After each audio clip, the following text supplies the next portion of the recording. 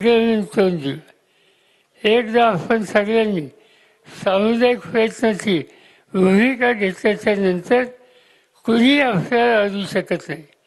आणि मी तुम्हाला खात्री देऊ इच्छितो की आज म्हणजे कालच आम्ही पार्लमेंट संपवून पोहोचलो आणि आज इथं आलो. त्याचं कारण हे आहे की महाराष्ट्रामध्ये, मराठवाड्यामध्ये आणि 20 जिल्ह्यामध्ये असं घडतंय.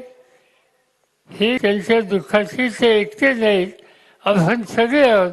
हे वातावरण केलंच पाहिजे आणि इथली स्थिती ही दुरुस्त कशी होईल याची काळजी आपण सगळ्यांनी घेतलीच पाहिजे.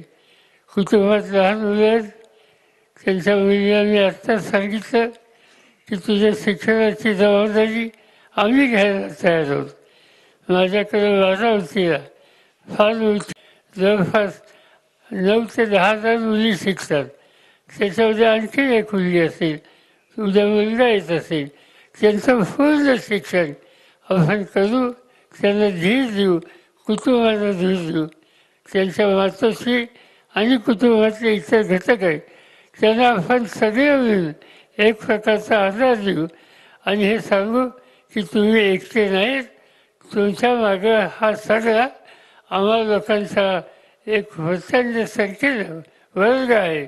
आणि त्यामुळे न भिता या सगळ्या जे गेले जे झाले ते तर आपण परत आणू शकत नाही, पण निदान धीर देऊ शकतो, आत्मविश्वास वाढवू शकतो.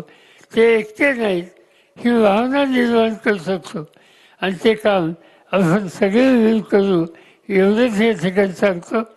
राज्य सरकार, केंद्र सरकार याच्या खोलात जाईपर्यंत आम्ही स्वस्त बसणार नाही हा विश्वास देतो आणि 2 शब्द संपवतो.